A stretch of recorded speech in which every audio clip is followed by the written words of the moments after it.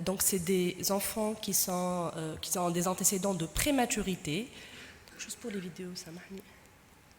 3 vidéos ne marchent pas en même temps. Pardon. C'est possible de faire marcher les vidéos en même temps? Merci. Donc Taqwa 2 ans, donc c'est des troubles de la marche avec une marche digitigrade. Donc on voit l'équin dynamique, elle marche de façon autonome. Le deuxième patient, Wessim, également. Vidéo s'il vous plaît.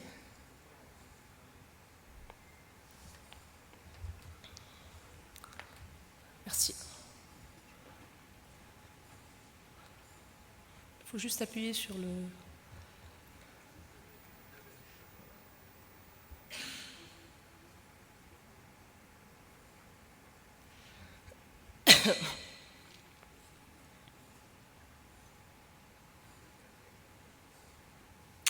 Pas grave. Troisième vidéo. Voilà. Donc le troisième patient également, donc c'est un patient qui a aux antécédents de grande prématurité. On regarde donc la marche avec double aide, avec un adductus et un équin dynamique bilatéral. Donc la première question qu'on se pose quand on regarde ces patients marchands spastiques, c'est il y a des questions à se poser avant de commencer la prise en charge. Est-ce que la spasticité est gênante ou pas? Quel est le siège de la gêne? En quoi est-elle gênante? Est-ce qu'elle est focale ou diffuse? Est-ce qu'elle est pure ou mixte? Et est-ce qu'elle est vraiment la principale cause de la gêne ou il y a d'autres composantes? Et à partir de ces questions-là, on va justement essayer de répondre et poser des objectifs thérapeutiques et proposer un projet thérapeutique. Donc la première question, la spasticité est gênante, oui. Donc il faut d'abord rechercher le siège de la gêne.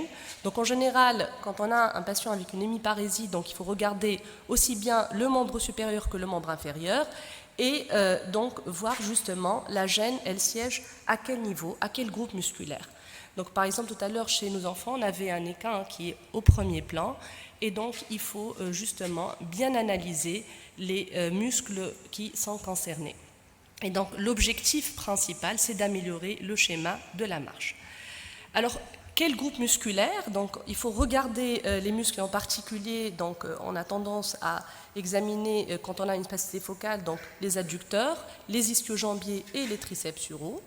Il faut justement, comme a dit tout à l'heure professeur Gelé, regarder est-ce que c'est une spasticité qui est pure ou mixte. Et le plus souvent, on voit des patients qui ont une paralysie cérébrale, ils ont en plus une dystonie associée, une posture anormale.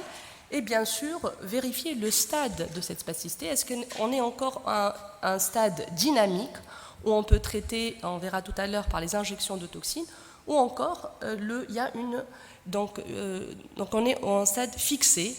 Et là, c'est le traitement chirurgical. Donc, une fois on a répondu à ces questions, on a fixé les objectifs, on va proposer un projet thérapeutique. Et on m'a demandé de parler des traitements médicamenteux. Donc, il y a plusieurs traitements médicamenteux. Là, je vous présente un peu les moyens thérapeutiques. Donc, les benzodiazépines, en particulier le Valium, chez les tout-petits. On verra les indications. Le baclofène par voie orale, pour les enfants un peu plus grands. Donc à la dose de 5 à 15 mg, on peut aller jusqu'à 60 mg par jour. Il y a aussi d'autres molécules dont on ne dispose pas en Tunisie et on n'a pas tendance à traiter ces enfants par ces molécules-là en Tunisie, donc le dantrolène et les alpha-2 cholinergiques, les agonistes. Et puis il y a la toxine botulique, donc il y a une neurotoxine bactérienne qui a des propriétés antigéniques et c'est une action paralysante. Elle va entraîner une chémodénervation transitoire responsable d'une paralysie focale réversible. Donc on peut commencer les injections à partir de 2 à 3 ans et la dose de la toxine donc, dépend de l'âge, du poids et de la trophicité musculaire. On l'utilise surtout quand on a une spasticité focale ou un site focal, quand on a une spasticité diffuse, et ça permet d'améliorer la fonction active du membre, aussi bien supérieur qu'inférieur. Elle a également un effet antalgique, elle va prévenir les déformations orthopédiques. Donc quel est le schéma thérapeutique qu'on va adopter?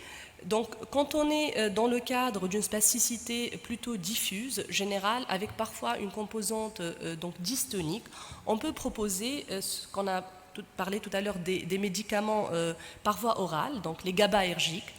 Quand c'est une spasticité aussi diffuse dans les cadres de tétraparésie spastique, on peut également proposer le baclofène en intratécal, et c'est un traitement qui est réversible.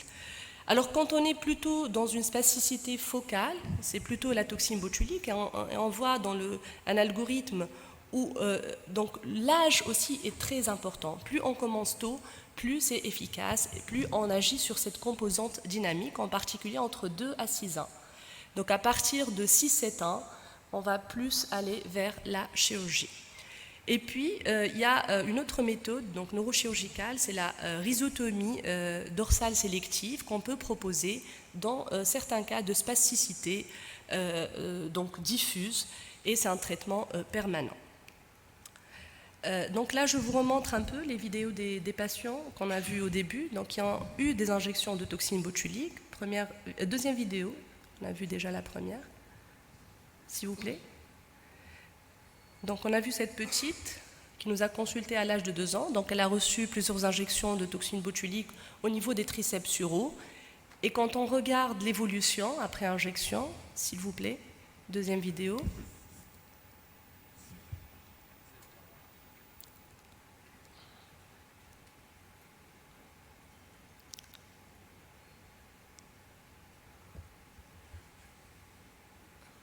Deuxième vidéo, s'il vous plaît. Marche pas. Donc il y a une amélioration, il y a une marche plantigrade et une nette amélioration du schéma de marche. Ça ne fonctionne pas.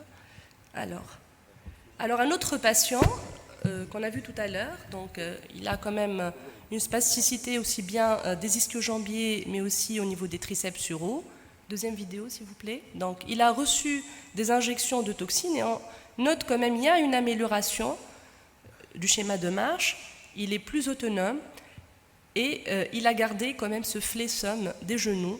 Et je pense qu'il a eu la chirurgie avec Dr Bouchoucha. Il a eu un traitement chirurgical en plus et on est en train de le suivre et de faire le traitement par la toxine. Alors, troisième patient. Deuxième vidéo, s'il vous plaît. Donc également, il a reçu des injections de toxines au niveau des triceps suraux, des ischio-jambiers. Et sur la deuxième vidéo, non, ça ne marche pas. Donc il y a une amélioration du schéma de marche, c'est une marche autonome. Donc il garde quand même un équin dynamique, mais on remarque quand même qu'il marche de façon autonome. Alors je conclus rapidement. Donc la spasticité, quelle que soit l'étiologie, a un retentissement sur la motricité, donc l'appareil locomoteur. Il faut une évaluation clinique rigoureuse. Et le traitement de la spasticité, d'une manière générale, doit répondre à des objectifs personnalisés et raisonnables. Et on voit d'une manière générale, quand on est dans un cadre de spasticité dynamique, il faut traiter par les injections de toxines. Quand on est à un stade plutôt fixé, on va aller au traitement orthopédique. Et je vous remercie pour votre attention.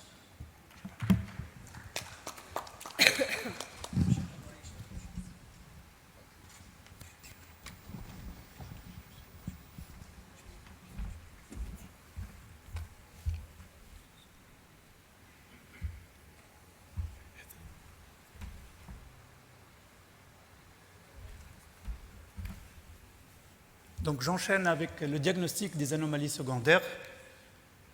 Donc un rappel, les anomalies primaires sont la parésie, la spasticité et la faiblesse musculaire. Et ces anomalies primaires sont responsables des anomalies secondaires. C'est quoi les anomalies secondaires? C'est les répercussions des anomalies primaires sur l'appareil locomoteur. Et elles sont de 2 types, elles sont musculo-tendineuses et osseuses et architecturaux. Donc le rôle de chirurgien orthopédiste pédiatre, c'est de diagnostiquer et de corriger les anomalies secondaires.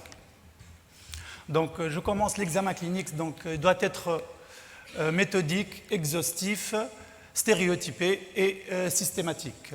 Donc on commencera par la recherche des antécédents périnataux, par le traitement médical actuel et éventuellement par le nombre d'injections de toxines botuliniques. Donc l'examen du paralysie cérébrale a une partie dynamique et statique. Et ceci est pour déceler toutes les anomalies secondaires. Donc un rappel pour la classification Growth Motor Function Classification System. Donc pour le paralysie cérébrale marchand, c'est le stade 1, 2, 3. Le stade 4 et 5 est en dehors de notre sujet aujourd'hui. Donc l'examen clinique, on commence par l'examen neurologique, par la recherche de la spasticité, le trouble moteur sélectif et le trouble de l'équilibre. Donc voilà, j'insiste sur cette partie de l'examen clinique qu'on appelle Gait Bar Observation. C'est la vidéo, c'est un examen fondamental qu'on va prendre, il est simple, qui n'est pas coûteux. Éventuellement, on peut le faire par nos smartphones en 2022.